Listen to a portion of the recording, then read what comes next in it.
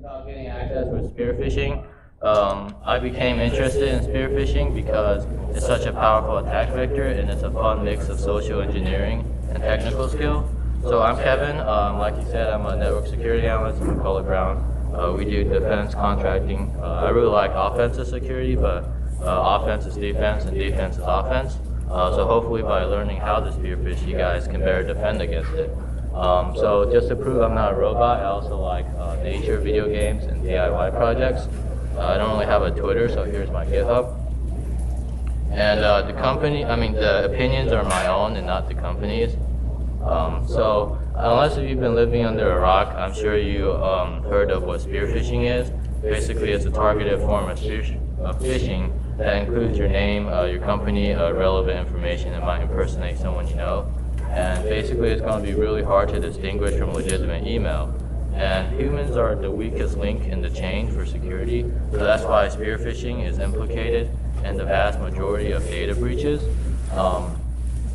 Generally, even among a trained staff, people report a 10 to 40% success rate when doing spearfishing. So that's pretty significant because if you have like 10 people, then you can almost guarantee someone will get caught. There is a difference between red team spearfishing and penetration testing spearfishing. Red team, basically, you emulate the attacker and you use spearfishing as a means to an end. So you use spearfishing as a method to get what you want, which is data or access or whatever.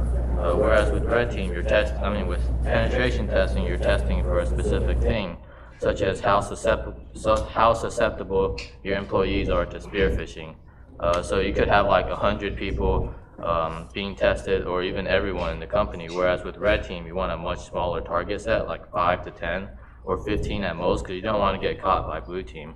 So this presentation is mostly going to focus on red team, and it's also going to be black box, meaning that you're an attacker from the outside without any knowledge of how the company works or what they use. So who here has heard of the cyber kill chain? Okay, so quite a few of you. Basically, this is the process that attackers go through when they're trying to hack into your stuff. How spearfishing fits in all this is usually it's used for initial compromise. It's used to get access to the network so they can escalate, become admin.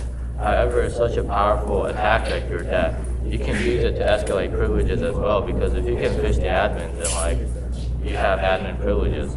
So I'm sure you've heard of Dragonfly or Energetic Bear APT. The Russians trying to hack our national infrastructure or whatever. Basically, they use spearfishing to gain access, and also spearfishing to gain the admin's hash, and then they just crack the hash and they have the administrative privileges. So there are 4 steps in spearfishing. First, you have to do recon. You have to scope out your targets and your environment, what kind of defenses they're using. And then you craft your email, and then you send it, and then you get your shell. And then profit, I guess. So there's all kinds of ways you can get your targets, but LinkedIn is an amazing resource and you should definitely use it. It's got like all kinds of information, just so much information, and it's all up to date and everything. And the web interface itself is really nice. It includes the options to search by job title in school and all kinds of stuff that's useful.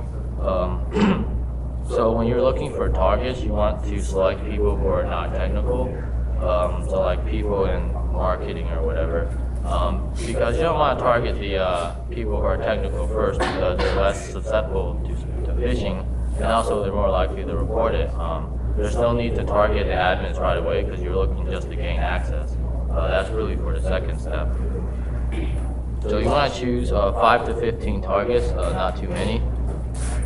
There's also this great tool called LinkedIn by Vincent.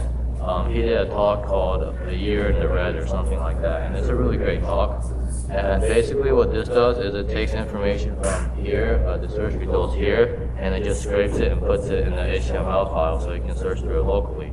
And what it can also do is convert names into email addresses. So how that usually works is they have a pattern like first name dot last name at domain. So it can do that. I also created a tool called Hunter Gatherer, which can also do that. It can also do email validation. So it can check to see if an email address actually exists. So that's useful because you have people who have like first names like Michael, but they go by Mike, and then their email address is Mike instead of Michael. So it can do this in two ways. It can do this using the SMTP receive to command, which is kind of already known, but most mail servers have already passed that, so that may not work. But what does work and what would probably continue to work in the future is bounce emails. So if you send an email to an email address that doesn't exist, you will get a bounce, and then you know it doesn't exist. Another lesser known method is directory calling. So if you call one of their employee locations after 5 when the receptionist leaves, you can press 1 to dial wherever you want, and in some less secure environments, you can press 1 to get a directory listing. So you can get information from there. And another cool thing about bounce emails is that it can leak additional information. People usually have like an auto reply when they're out of office. So not only do you see the name and email of the secretary, you also know the relationship between the two, and you can try to exploit that for social engineering. And you also know that that person is out of office. So now that you have your list of targets, you want to find out what kind of environment the company is using. So what kind of defenses they have, what kind of antivirus, firewall, and all that stuff. So again, LinkedIn is a great source of information. You can search for people who already work there, and then you can find their job descriptions, or you can look for new job positions and see what they're looking for. So here we see that they have Carbon Black, which is a pretty good antivirus, so you want to make sure to set up a lab using those technologies and then try to bypass it. So another thing you can do is you can send the bounce emails, and then you can send an email to a non-existing address and get a bounce, and a lot of times that will leak some juicy details. For example, here we see that they're using Proofpoint, and not only that, they actually see the score for this exact email. So you can use this to test your actual email and see if it gets categorized as spam. This is a pretty big company, so this isn't like a thing that only works in a less secure small environment. They do like healthcare stuff like that. So now that you have your environment, you set up your lab, you have everything ready, it's time to create the actual email. So there's all kinds of ways you can do it. Here are some tried and proven ones. Basically, you want to prey on importance, fear, and privilege, as well as urgency. So here we have like some kind of holiday schedule or whatever change. So all employees are worried about things that matter to them, like holidays and salary especially, so those are great things to exploit. You're also exploiting privilege because you're impersonating the director of HR, who may actually send this kind of email and who everyone trusts and loves and everything. So there's all kinds of ways you can do it. You just have to make sure it looks completely legitimate and make sure it contains the right footers and headers. This one is kind of plain, so nowadays most people use HTML5 footers where they have like green text and a picture of the company or whatever, so this email can probably be improved by adding that. And another thing is if you get a bounce, you also get the footer, so you can steal that.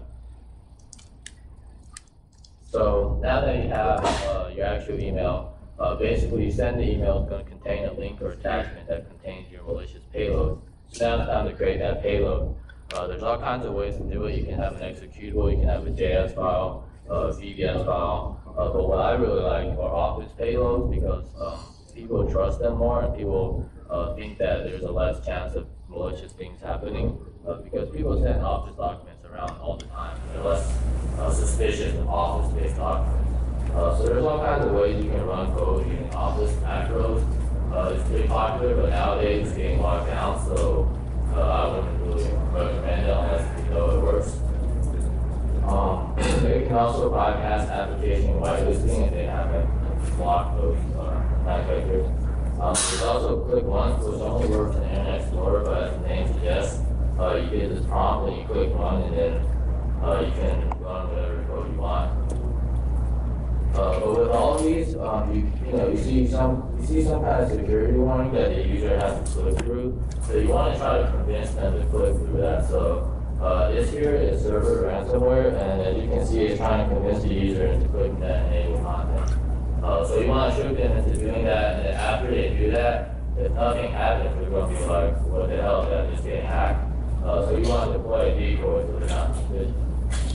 And you can just steal these templates from actual malware samples. There's all kinds of great sources for that.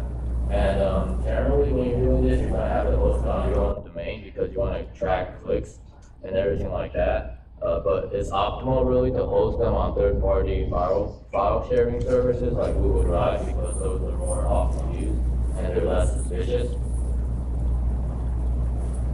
You can either host it as a link, a download link, or an attachment, but I prefer download link because attachments get scanned more often, and they're also getting stripped of their executable content in the case of Office documents.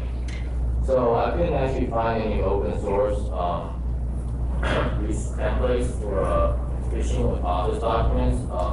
So I decided to create my own. I was inspired by this server ransomware. So it's on my GitHub, and I added some VBA code to deploy a decoy document, and it's all contained in the same document, so it doesn't go out and download anything. So check that out if you want. So basically, you have your document. The user runs the macros, the OLE, or whatever, and then that in turn runs your malicious payload, which gives you your shell. So I'm sure you know what a remote administration tool is. Basically, that's what gives you the shell remotely. So there's all kinds of tools to choose from. Coding is interesting because it's written in JScript, which is a scripting language that's inherent in Windows, but it's not PowerShell. So that's pretty good. There's also Qt, which is written in Python, and it's got a really great credentials number. I would highly recommend it for that number.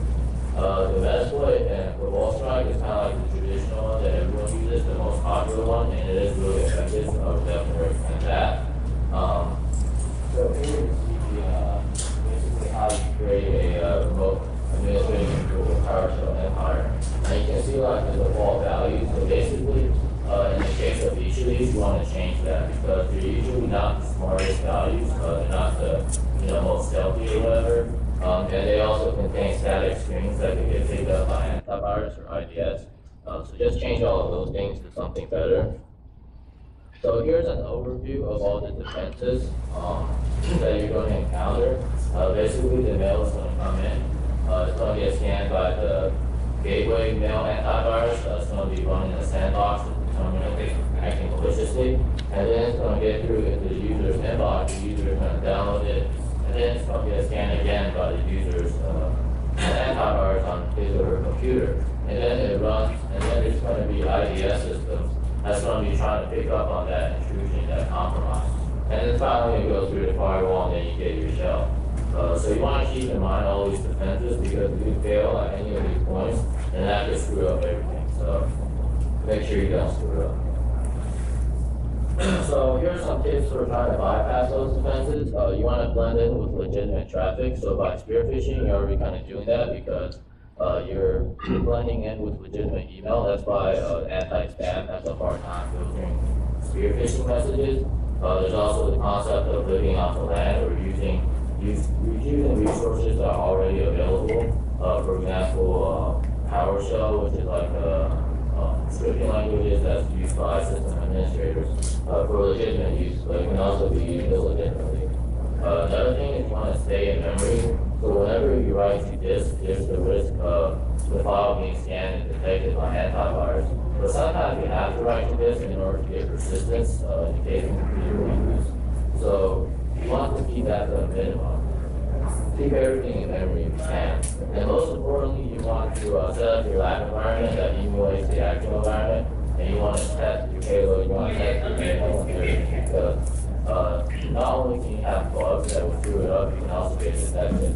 And then if you do get detected, you want to find out why you got detected, and then you want to change it so that it doesn't, or you want to use a different method so that it doesn't get detected. So sometimes it's a lot of trial and error, but eventually you're going to get there. Just about every defense can be bypassed. So here are some more tips for implementing that. You want to be careful with PowerShell. It's not like the Wild West it used to be where you can run PowerShell and there's no defenses whatsoever. You have constraint mode, you have logging, you have ASMI or something, which is like antivirus scanning PowerShell. So I'm not saying don't use it, it's a great tool, but you want to be careful when you use it. And with that said, scripting languages are great because antiviruses for some reason have a hard time detecting scripting languages. There's a PowerShell Empire which has been around for forever, and yeah, with minor modifications you can bypass almost all antivirus, so it's pretty effective. And you can also easily obfuscate switching languages. So what that does is it changes the clear text code into something that's hard to distinguish, so antiviruses can't pick up on it. So here's an example of obfuscated code. There's a script called invoke obfuscation, which is really great. I would recommend it, but it doesn't always work. Sometimes there's some bugs in it, so it's tricky.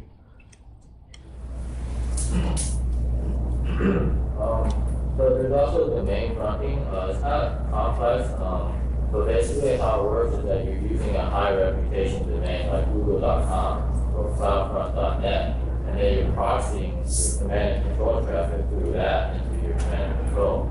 So that's really great because on the network, all you're seeing is a bunch of encrypted post requests to Google or CloudFront, and that's hard to distinguish from legitimate traffic. And also, what's cool about that is that with SSL scripting, usually they have exceptions for these kinds of domains because they're used so frequently. So if you're going to go through scripting, you're going to skip the scripting as well. Another thing you can do is third-party command and control, like Dropbox has a really great PowerShell Empire has a really great Dropbox module.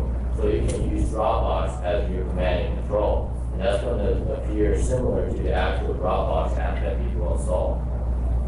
So one thing to be careful there is Dropbox doesn't want you to be using them as command and control. So they're going to be actively looking for PowerShell Empire-based traffic basically. So you want to make sure to change the defaults and make sure you test it so that they don't kick you out. And another thing is PowerShell Empire has this NSBuild package. Basically, NSBuild is a legitimate Microsoft binary that can get through the application whitelisting and also PowerShell constraint mode. So that's definitely a great payload to use because it gets through those two major load blocks. So here's a great example of all this being applied in the wild. I believe this is Ocean Lotus APT, but I'm not completely sure. So there's a guy called John Lambert. He's got a great computer, so I would recommend following him. So here we have an office document with macros, and then what the macros does is basically it renames WScript, which is the thing that runs JScript or VBS, and then it renames that because the defenders could be watching for that specific executable, so that gets through that defense. And then what they do is they use this pub.prn.vbs script, which is the legitimate Microsoft signed VBS script, but there's a vulnerability where you can inject any code you want, so you can run this script and have it run your code, your VBS code. So Enigma tweeted or posted about this. He's also got a great blog. And another thing that they're using is this thing called .NET to JS. So basically that converts .NET code like C# into JS, which is a scripting language. So again, they're using this scripting language thing. But I'm seeing this being detected nowadays, so you might have to modify it. So here are some anti-booting techniques. Basically, after you bypass all the technical controls, you still have to bypass the blue team, which is like actual people. So they're always trying to find you in your network. They're always trying to kick you out and ruin all the fun. So you want to make sure that doesn't happen. So with less secure, we're honestly in most environments. If they get a phishing notification, they're not going to like do advanced reverse engineering or all of that stuff. They're basically going to email everyone that clicked on the link. They can find out who clicked on the link, but they can't find out who actually ran the payload. So they're just going to email them saying, did you run the payload? So the cool thing about that is if you compromise them, then you have access to their emails. So you can just write an Outlook rule to just block those kinds of emails, and then they're never going to get that notification. So I wrote a PowerShell script to do that called hide phishing notifications, which does exactly that. Another cool thing is environmental keying. Basically what that does is it encrypts your payload, and then it can only be decrypted using certain environmental strings like the domain name or the existence of outlook.exe. So what that does is not only does it bypass antivirus sandboxes, it also makes incident response a lot harder. So like you can have it so that your payload can only be decrypted if it's ran in an environment with the domain of example.com that contains outlook.exe or office.exe or whatever. So there's this cool tool called Sharpshooter, which basically can do environmental keying. It can also do anti-VM detection, basically detect when it's being run in a sandbox and then don't run the malicious code if it is. And it can also create scripting languages that basically run shellcode, so you can have it run Metasploit, Interpreter, or whatever you want. So it's a pretty great tool, so I would recommend it. Another thing you can do is have separate campaigns. So if you have 20 email addresses, you can divide it into 4 groups of 5 and then have different phishing messages and different payloads for each of them. So it's going to be hard for them to detect each and every one and figure out all of them. So now that you have all that ready, it's time to send the actual email. Some things to keep in mind is SPF, DKIM, and DMARC. Those are kind of too complex or too, it'll take too long to explain them, but basically in an email you have the bounce email address and then you have the from email address. The from is actually where what the user sees, but the bounce is also important. So SPF basically blocks spoofing for that bounce email address, and then DKIM blocks spoofing for the from email address. Now most companies have already implemented SPF, but there's still a lot of companies that haven't implemented DKIM. So if you know your target company hasn't implemented that, it's a great thing to take advantage of. But you can even spoof their own domain. It's going to look completely different, includes a picture of them and everything. But if they block it, then there's nothing you can do about that. You can also use a third-party high reputation SMTP, so like SendGrid or MailChimp or Google or Amazon or whatever. Those services have high SMTP reputation and are less likely to end in spam. And you can also use this tool called mailtester.com to test your emails. Basically, it goes through and checks for common spam things. And it can even scan it through a bunch of anti-spam filters. So you can use this to test how good your payload is. And there's all kinds of ways to actually send the email. But what I really like is GoFish. It's really advanced and it's got all kinds of tools. But really, any method is fine. So we're going to do a live demo, so let's hope this works.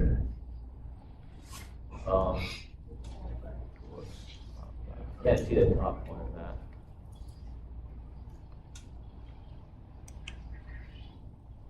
Okay, so we're going to target Google.com since they're really good in security and stuff. So here I have LinkedIn, and I'm searching through for people who may be public relations or public policy or whatever.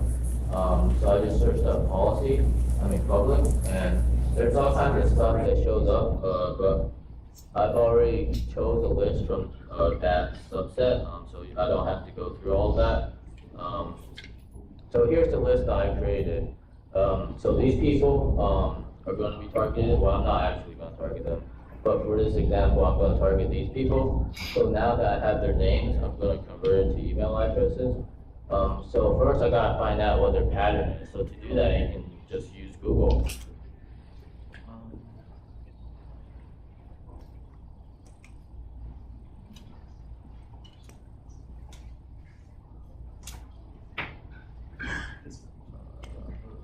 Okay, so I've searched this guy's name up. As you can see, there's this WikiLeaks thing that contains his email address. And you can see that it's the first letter of the first name and then the last name at google.com. So that's the pattern you can use.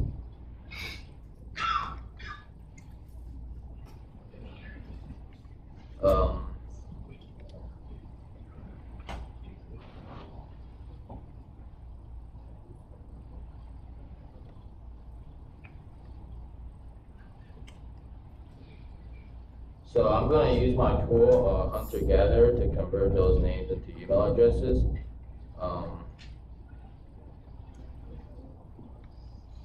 So here we have our list of email addresses. So those are the people that we're going to send the email to. So what we're going to do is we're going to impersonate the head of HR and say there's some kind of HR change or whatever. Some kind of vacation or schedule change, to be exact. So to find the director of HR, you can either use LinkedIn, or if they're a bigger company, you can just use Google. So we're going to use Google against Google.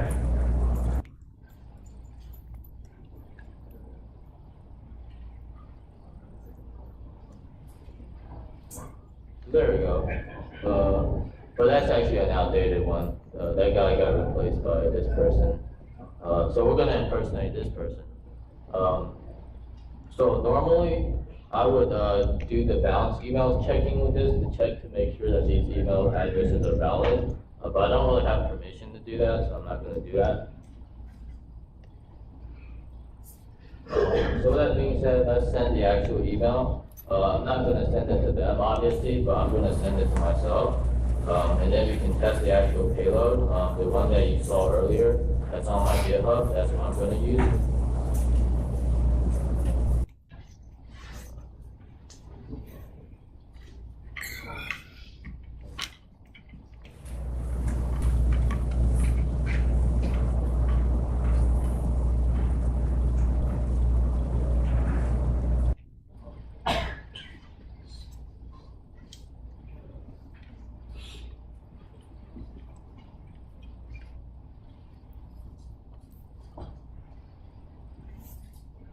Okay, so to send the email, I'm using a custom script that I created, but you can use any method. So I'm going to send the email right now to myself. And that is my email address, by the way.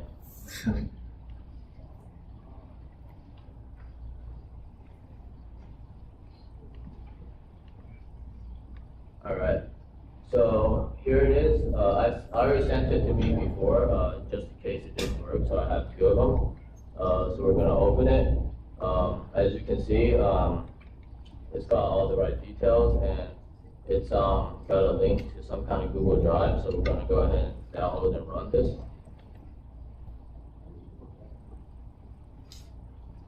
And we want to open.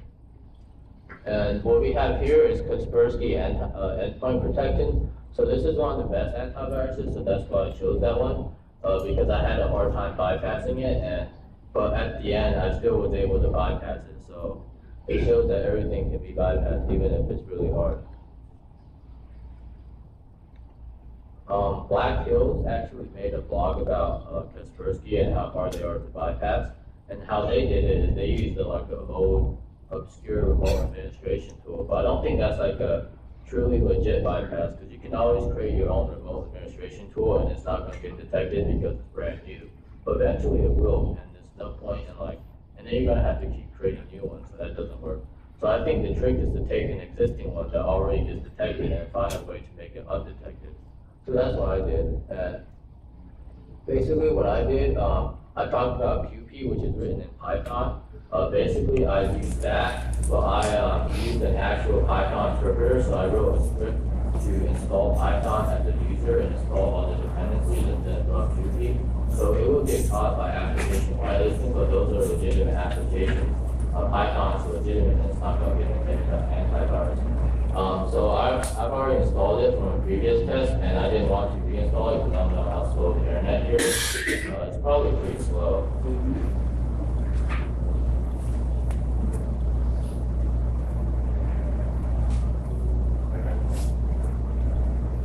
Okay, there we go. So it ran, it deployed the decoy document. I would show you what it looks like on the server. I got a shell and QP, but I forgot my SSH password and I couldn't find it, so sorry about that. But on the server, there is a shell.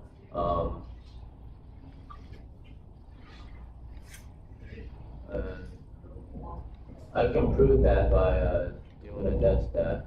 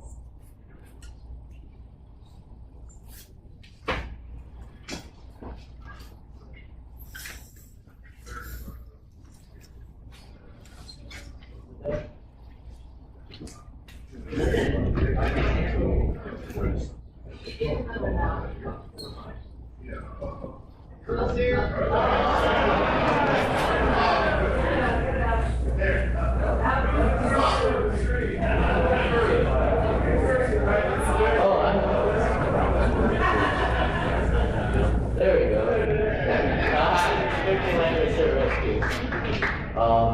So yeah, as you can see, establish a connection there. So unfortunately, I can't show you the actual command and control because I forgot the password. But we know it works and we know it gets through Kaspersky, so that's pretty cool. So back to the presentation.